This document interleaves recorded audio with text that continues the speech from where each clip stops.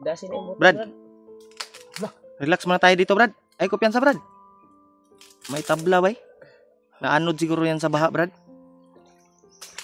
Uy, Baka ito yung relaxan ng mga bandido siguro, Brad. Yan to, nakikita kami ng sapa. Tamang-tama ay kumanti Hugas na ata. yung namin katawan. Sobrang kati na yung katawan natin. Hindi kaya itong karugtong ng sapa na pinagliguan natin, Brad. Pero sobrang layo na yun, no? Bisig, wata ka balo. Bisig Wata ka sumpay balo, rin eh. Wata na sayod ba? Sigma uni ba? Ano? Tampo sa kubay. Napunti kong lawas. Kasi naman kondo, no?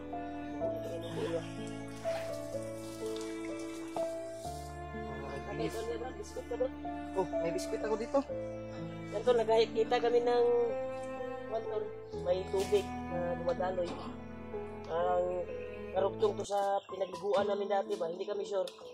Pero palagay ko parang malayo man yun. Ito. Pero may naiwan ba kung kung dito ba? Sarap nito.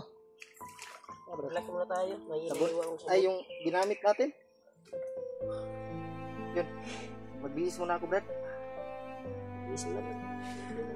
Parang yan. Dako yung yan, Brad. Ay lang, nabiyan sa inyong armas ay ready yung armas. Brother. Oh, biskuit, Brad. O, tunga oras. Pag nasa dagat, ano ba? Eh. Sige, magkakaroon ng nilo din. Oh. Lawag ang Sarap ng tubig. Salamat na narating tayo dito sa wala. Kung hindi natin narinig sa bandido, iinom sila ng tubig sa sapa, hindi natin nasundan dito. No? Hindi tayo nakakita ng ganitong tubig ka tinaw. Buti na lang. tubig, bro. Kuwan kami na bandido, tol. Sinundan namin. Dito pa tungo. Sabi niya na papunta sa ilog. Kain tayo, tol. Pinatay namin. Pagkatapos niyang sumag-og dito ba ng tubig. Tawag ka, Brad. Sino, Brad?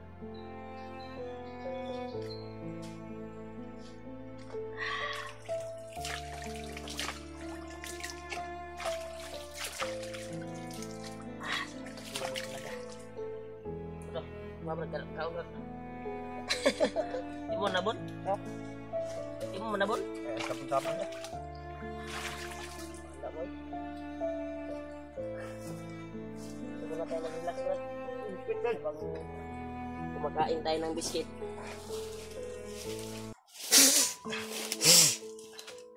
Oh, malaki pa yan ang katawan ni Bayaw. Sobrang... Diyan pala na in love si ate. Agay. Ano to? Ang bunto. Yan yung hilig mo talaga, Uy. Bayaw, yung ginto-ginto. Huwag kang kumpiyansa sa... Hinta. Nakuha na eh. Ang laki ng hinta. Wala, takot yan. Yan, tol. Salamat po tayo, nakakita kami ng tubig na hindi mapag-pana namin kasi sobrang kati ng katawan.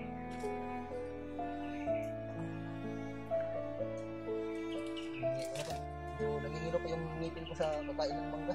Teka.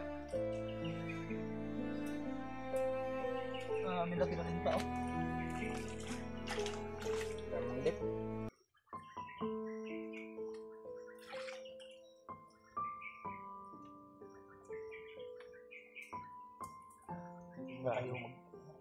Mamaya na tayo umalis. Parang safe naman tayo dito. Maraming mga punong kahoy na nakapalit sa paligid natin. Kasi bago tayo nakarating ito, dito pumunta yung may dalang tubig eh. Dito siya nagpag-tubig. Kaya narating natin yung ilog na ito.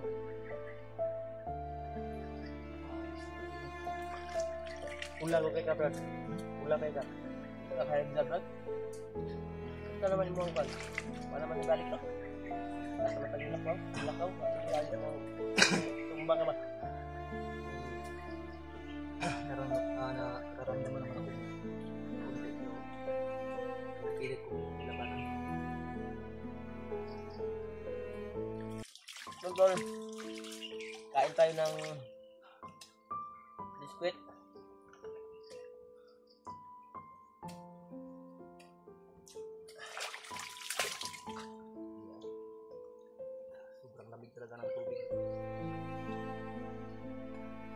Dabar, opta ba? Opta na. Kaya ako ang kampante ba?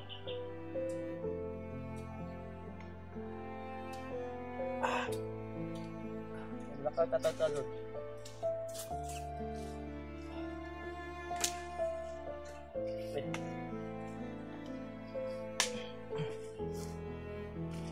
Please muna ako, Brad. Sige. Wag. Kapam.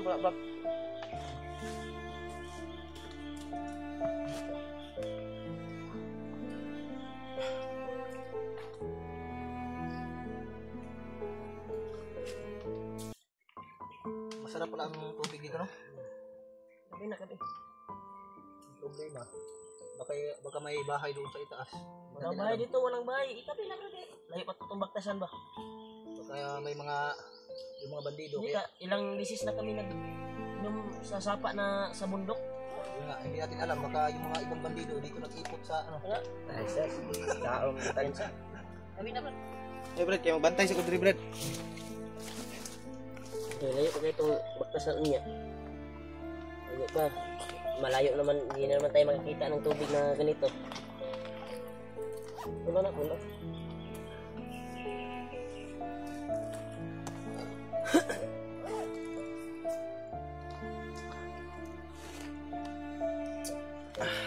Relax muna tayo, Brad. Kahit konti lang. Relax muna tayo. Mamaya pa tayo lakad. So, mas ilaw yung tubig dito. Dito tayo Hindi, pili dia kuan. Nang tinaw ba? Tinaw man siya. Ito yung dinala ko para hindi masyadong mabigat.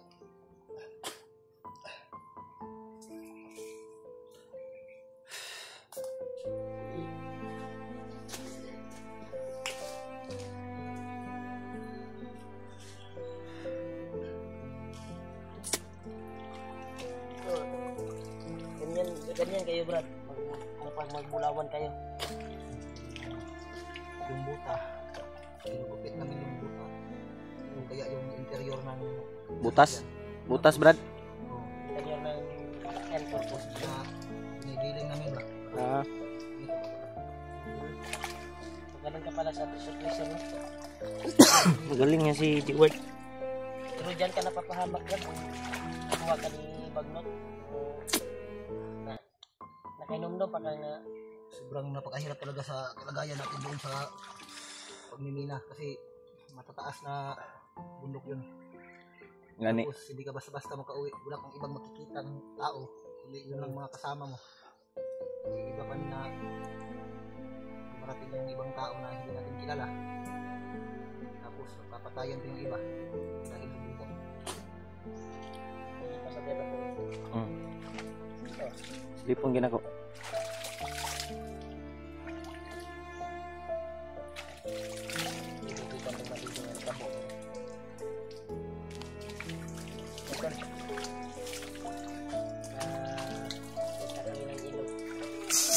Relax kami konti. Pero nalakad kami kaagad ngayon doon. Buwan pa kami sa aming katawan ba. Nag-rest pa kami. Para nilakas din sa paglalakbay dahil dami din kalaban. Mas mabuti na relax muna saglit.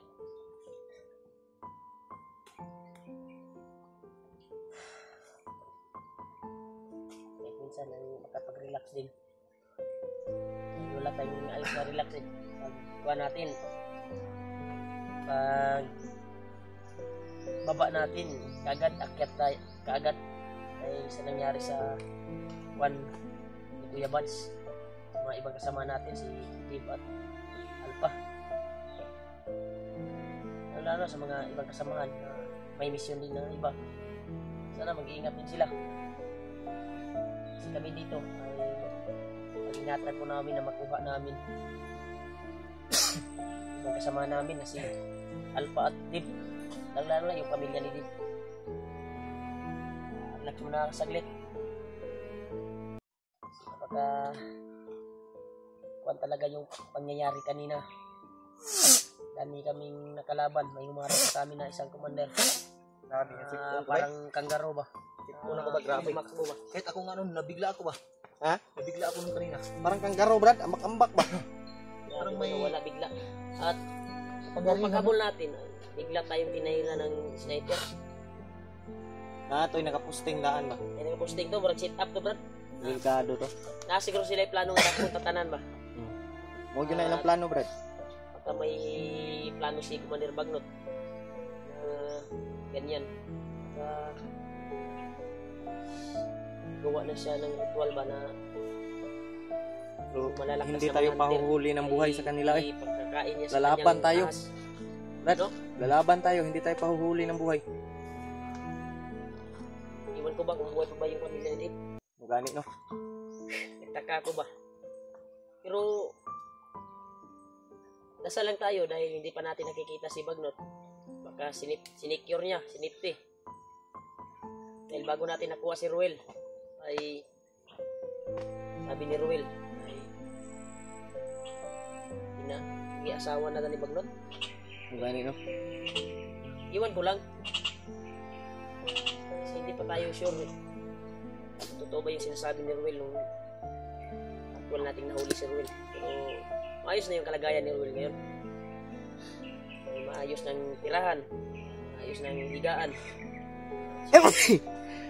Iwan kami ng konsumo doon. Daming pagkain ni Ruel doon. Sarap buhay si Ruel doon.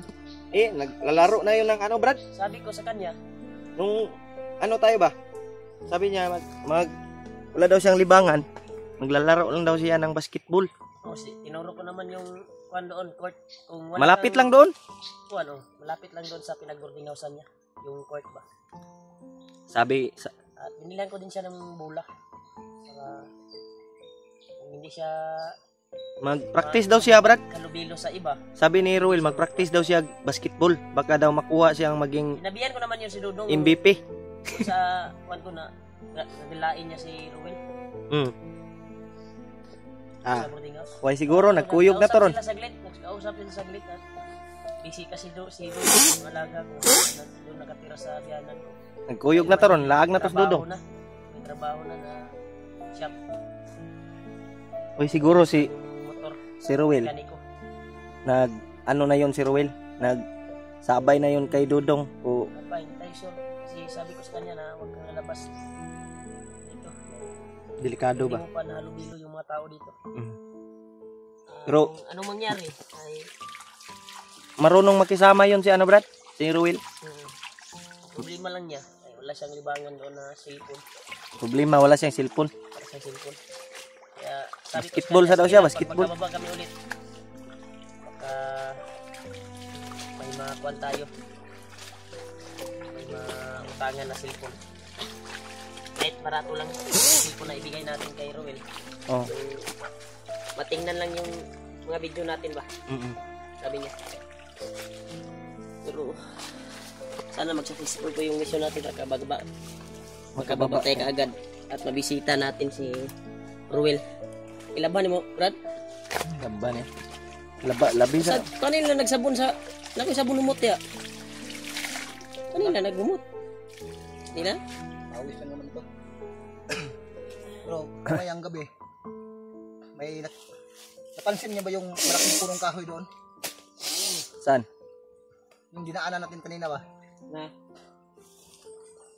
Maganda siguro mamayang gabi doon tayo magpahinga. Akyat tayo sa taas para makakuha tayo ng signal. Oh, Pwede. kasi i-upload natin yung video natin eh.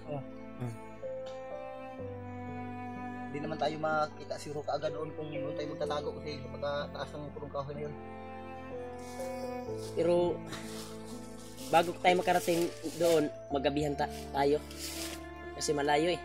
Ayun pa yun. Yung nakita natin na kuwan, yung mataas, na bundok, malayo pa yung paglalakbay.